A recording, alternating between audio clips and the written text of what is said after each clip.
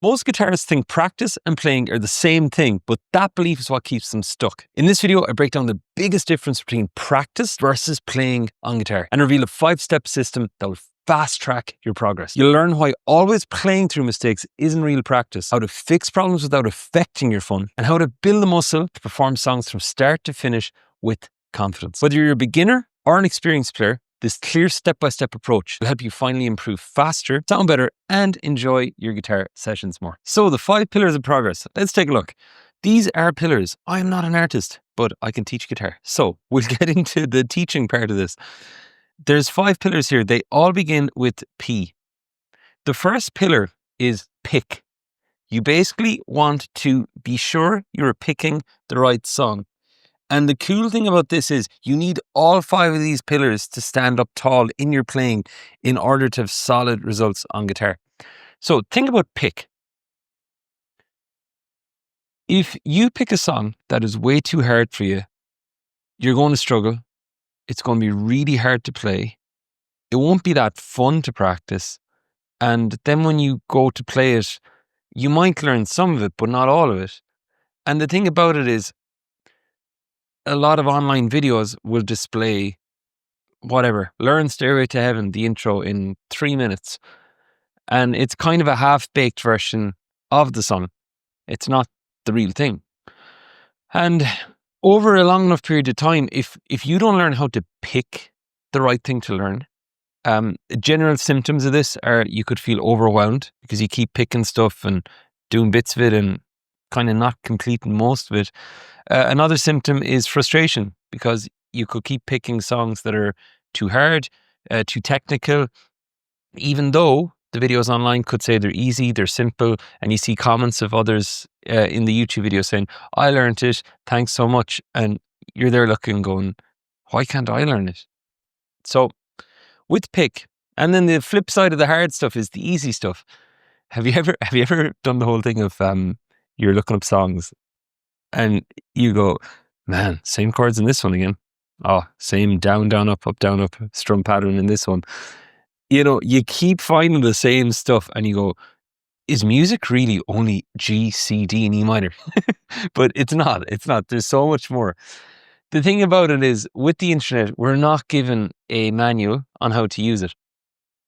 Back in the olden days, those of you who were above whatever age will remember there was guitar books. That's all we had. And then there was DVDs, and now we have the internet. But think about it. We were given unlimited power to search up whatever we wanted. But really, that's kind of like saying to a kid, and I was in this boat as well because I went through to also saying to a kid, listen, here's a big menu. You can have whatever you want. Well, we might just keep going for the ice cream stuff, the easy stuff, but we know deep down it's not good for us to be just learning easy stuff on guitar the whole time. And then likewise, if we keep trying different stuff and it's not working, we'll be afraid to try new things eventually and we'll go back to the safe stuff. So when it comes to picking things, the main thing I'd suggest is get your open chords intact first. The idea of today's video, I can do a deeper dive again in a separate video about like the open chord groups if you'd like. And by the way, if you like that, pop comment below. So today is a high level overview of these 5 pillars. So the first one is pick. You want to pick something that's just at a nice balance of support and challenge. Something that'll push you a little bit outside your comfort zone, but not too far that you don't complete it and that you don't move on. So that is the first pillar. Now the second pillar is practice. Think of it this way.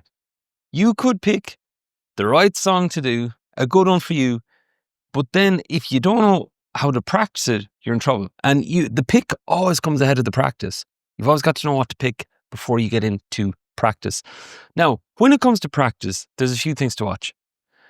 If you've seen a previous video, and I can link it below, I'll link it below this video, about how to break down songs into nuts and bolts. Because picture it this way. There is such a thing as what you've picked a song. Let's just say you've picked, I'd say Zombie by the Cranberries. And then you say to yourself, I'm going to practice the song. That is like a big chunk of work. You break it down into song sections. I'm going to practice the intro, the verse, pre-chorus, chorus. Then you break it down further. Let's say you're practicing the verse. Dig it down. how many lines of chords are in that verse? So then I'm going to practice the lines of chords. And in Zombie, it's E minor, C, G, and D. So then you go, okay, I'm going to change from E minor to C. Okay, that's cool. I'm going to drill that over and over. Do you see the way we've gone from the big wide thing to like the nuts and bolts? It's the nuts and bolts that make up everything on guitar. Like I can hear cars running on the road outside here, and the car is functional, it's operational. Nobody knows what the hell's underneath the hood of that car. Well, most people don't, you know. My dad's a mechanic; he does, but like other mechanics would. Sidetracking, but do you see what I mean? Like, people don't need to know the nuts and bolts. Now, the difference in guitars, we've got to know what those are, because we're the ones constructing the engine of our playing. Now, when it comes to practice, you always want to boil it down.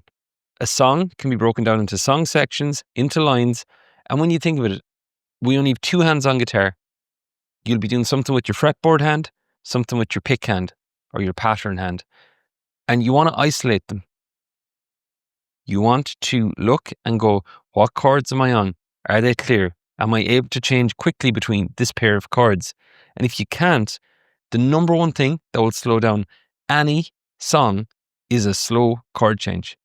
It's like somebody coming along to your Spotify or your YouTube, hitting pause on the video and it freezing and restart. That's what a slow chord change does. So that's why they're the highest priority thing to work on to unlock everything up the way on guitar. Now, so you have the chord changes, you're working on those, and then you have your pattern hand. And to work on a rhythm, whether it's a finger picking pattern, whether it's a picking pattern or a strum pattern, what you want to do is you want to begin to look at, okay, what's the pattern? And you start it on one chord. I'll grab my guitar here a sec. I don't know, is it in tune? Let's see. Pretty all right. So let's do this here. Can I zoom in? Can I zoom in? Yes. Okay. So watch this. If I was working on this picking pattern,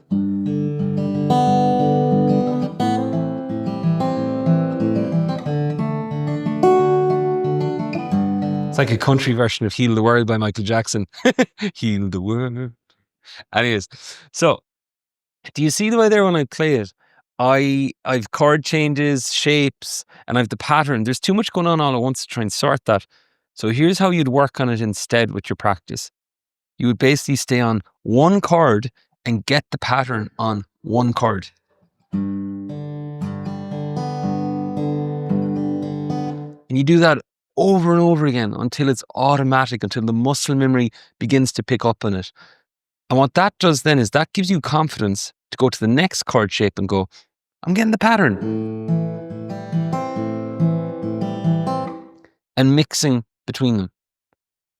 Then, once you've got it on the G chord, on the A minor 7 chord there, then you try a chord change. And you'll see there every step of the way, there's like a fail safe that if I'm not getting something, I pause and I go, okay, I'm not getting that. I need to stay here until I get this. Then I move to the next bit. Kind of like, Joe, kind of like a video game. The way that, you don't start a video game and you don't set the game to level 7. You have to start at level 1. And if you find it easy to get past level 1, you get to level 2. But if you're having difficulty on level 1, you stay at level 1 and you learn the rules and you defeat the baddies at that level. And then you get to the next part and the next part. Guitar's the same. Like, I definitely feel there's not enough emphasis in guitar education on teaching guitar players how to think like guitar teachers. Because you can think like a teacher, you can kind of teach yourself a bit more, you know? So that is number 2, practice. So now you're learning how to pick songs, something that's at a border of support and challenge. It's a little sweet spot like that. Then you sit down to practice it and you go from the song into the verse, into the nuts and bolts of chord changes, of strum patterns. Do you see how this breaks everything down to its simplest form? Like inside our community, my hope, and it's a work in progress because, it's like you can't go overnight from old habits and old ways of thinking about learning guitar to just automatically thinking like a guitar teacher teaching for a long time. But it's the little things you pick up on. And it's just all about knowing what's not working, what's working well, and how can you work on that thing you're working on. So, in an ideal world, you've picked a nice little song, you have gone to practice it, you're in the nuts and bolts, and then we get to... I always do this. Give me one sec. There's always one pillar I forget. I'm wondering, is there 4 or 5 here? Pick, practice. Oh, that was it. Okay, cool. Okay, so next one. We prep. Now, when it comes to prep happens in advance of something you want to make happen. So you're prepping your practice here. You've practiced the nuts and bolts. Now you're prepping towards playing the song. And this is such a different form of practice. Picture this.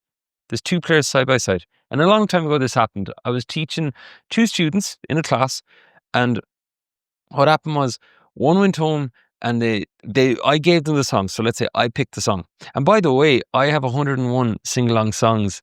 If you want to grab it below after this video, it's like 101 songs that I have tried and tested, playing parties and gatherings and everywhere for the last 20 years. And the chords and lyrics links to them are there as well. So if you want to grab that, you'll see it in the description below.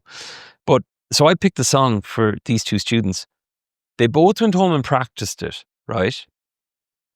And one got everything, the other kind of got everything. But the difference with this one was he actually started edging towards playing the song. The others stayed and started working on the technical bits, like working on their chord changes and their strum pattern. They were still in the nuts and bolts of it. And here's the thing, like, as I said about the cars outside, nobody wants to sit in front of you watching you drill chords. They want the song, but we've got to drill chords to get to the song.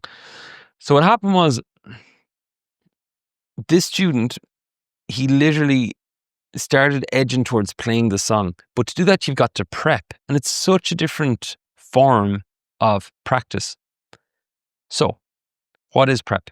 Prep is basically, you have your verse, your chorus, your intro, whatever you've done learned off.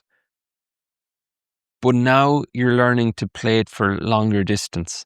You're learning to play the verse going into the chorus, going into the second verse, going into the next chorus. And by the way, let me ask you, have you ever found that like you've learned a verse in a bit of a song and then you kind of feel like you've the song learned, but like, you know deep down that if somebody said to you, "You're doing Sweet Home Alabama, are you? Play it there for us," that you would either play a little bit of it and stop, or in front of the group, you'd try and soldier on farther into the song, but kind of forget where you are, get lost, or the rhythm would start to fall apart, or chords would get unclear, you know what I mean? So we've got to train to go the distance. And if the practice pillar was like a 5K, like learning how to run, doing a 5K, this is like the 22K. I don't know why I said 22K. 21 is half marathon, so I would say 21. This is like the one where you're learning to go the distance. And it's in this one that you're basically playing the same stuff you can already do. And your brain is going to say, "We can play this. Why don't we do something new and exciting? Pick a new song." But you've got like to play full songs. You've really got to get the verse, get the chorus, and play them over and over and over again, but then move farther into the song, playing the same stuff. And that's where it gets boring. And it's a little bit more mysterious going farther into the song because, you know, if a chord's unclear at the beginning, it's easy to go, "Okay, I need to work on that."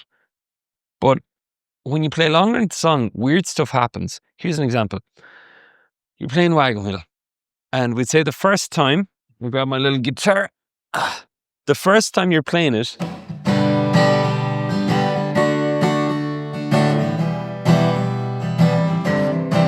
working fine. 2 minutes into the song, we're in verse 3 or whatever we're in, and you start to go,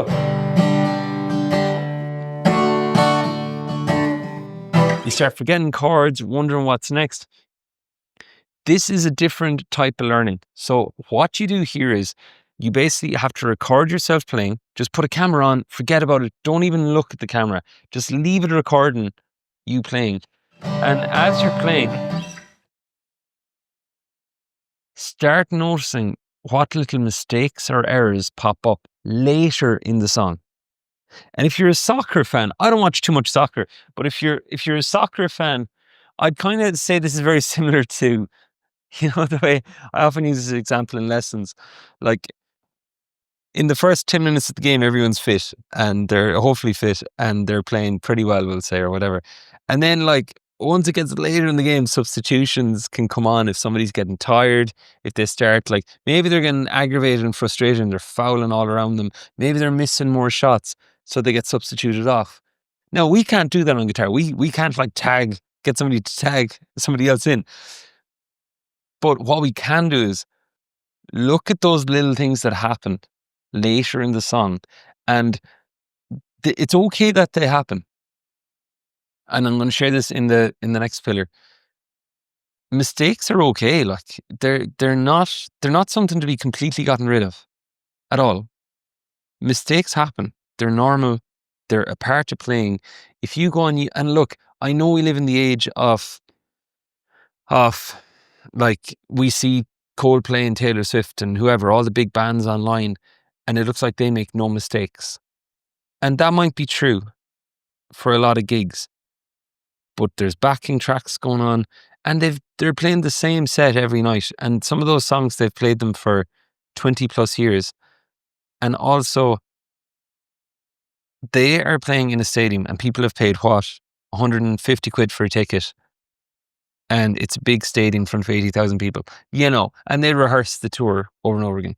Like, we're not meant to have those expectations on ourselves. If you're playing for family, if you're playing for friends, it's okay to make mistakes. It's normal.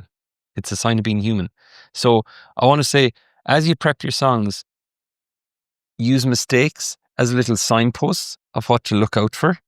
But don't beat yourself up over them. Please don't beat yourself up over mistakes. I mean, it sucks all the fun out of guitar, and you begin to forget why you began learning in the first place.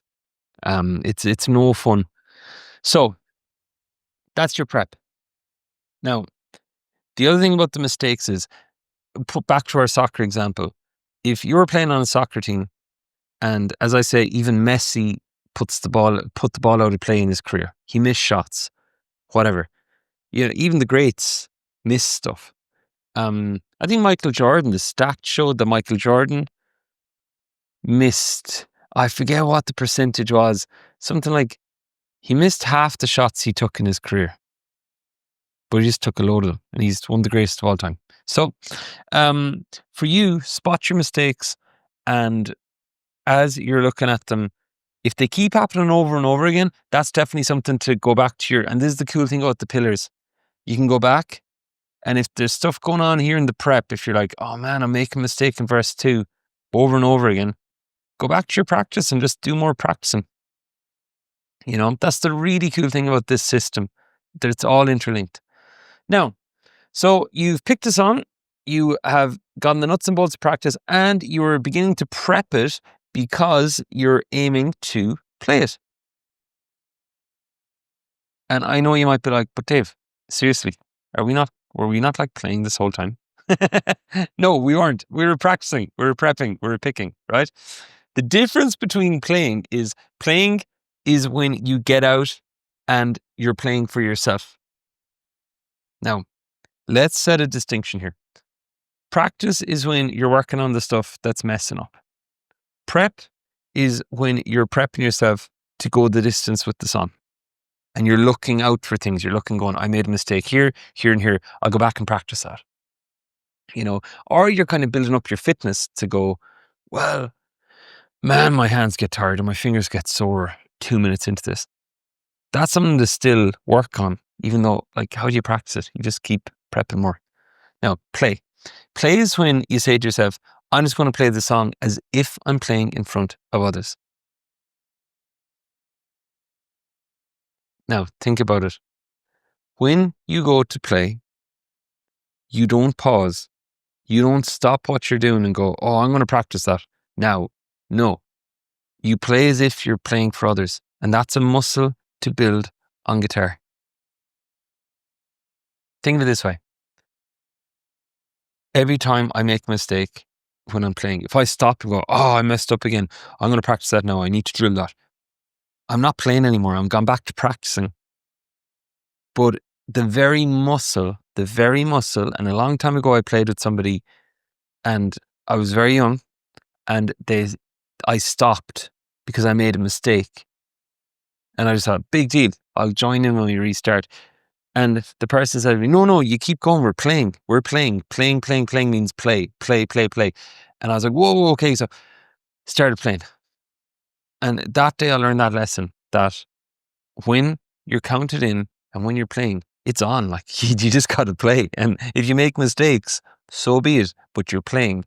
Like if you went to a Coldplay concert and they're playing their song and they pause everything halfway through and go, no, we need to work on that chord change now, you'd be so frustrated.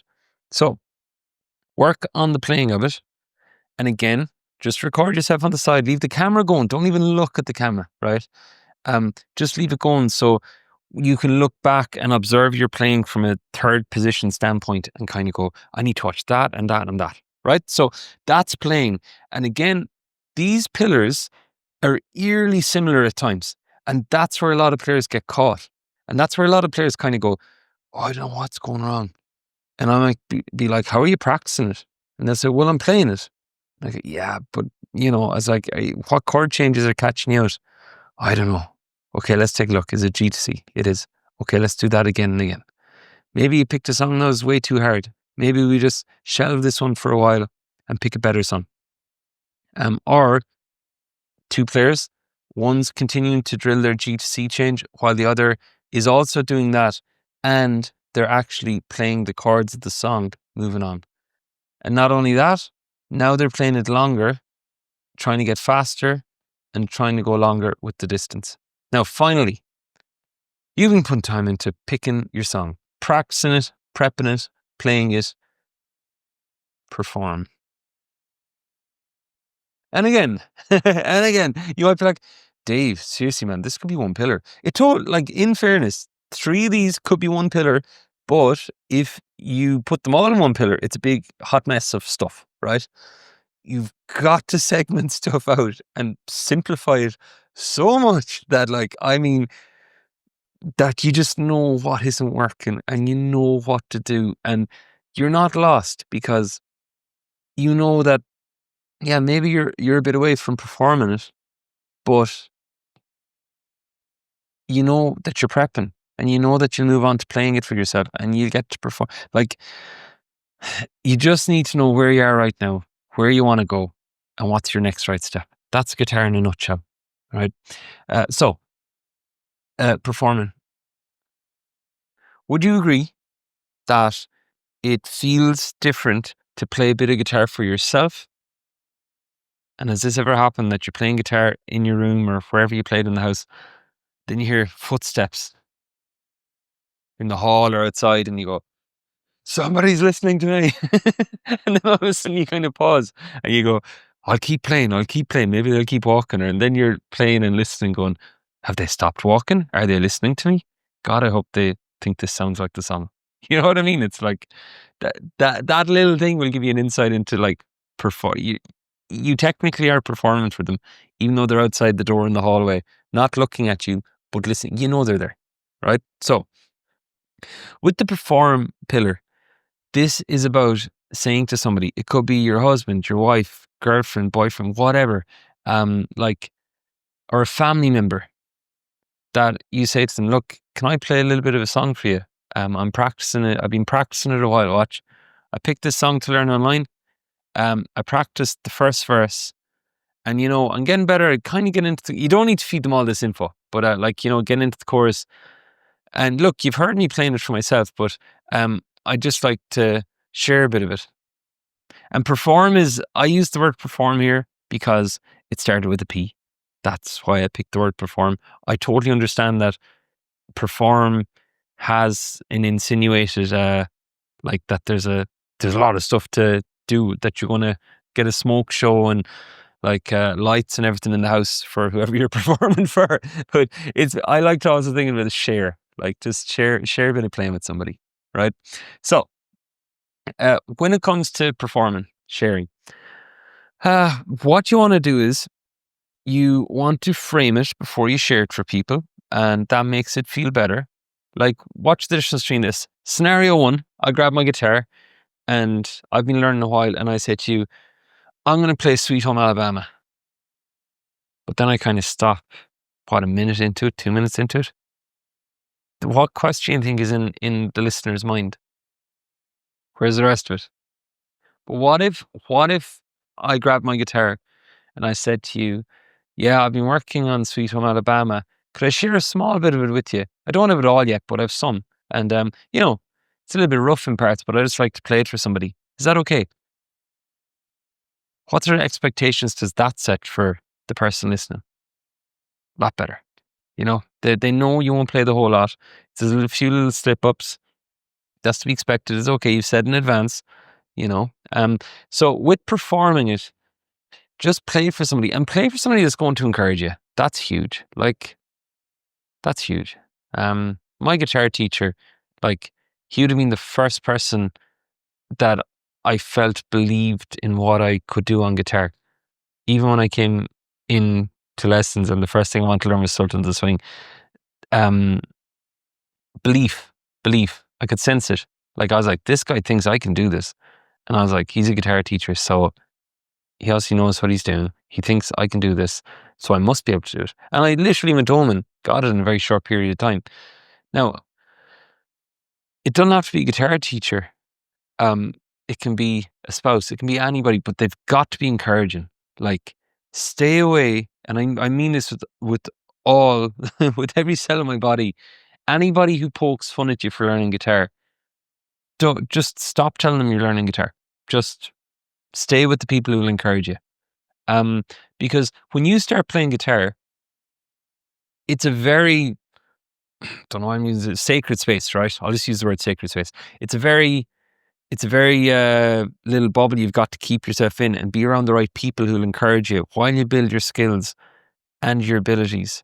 So that when the naysayers, or when people who kind of, if they have a few pints and they'll kind of throw a little comment at you about learning, geez, you're learning guitar now like Elvis or something, that you can handle it.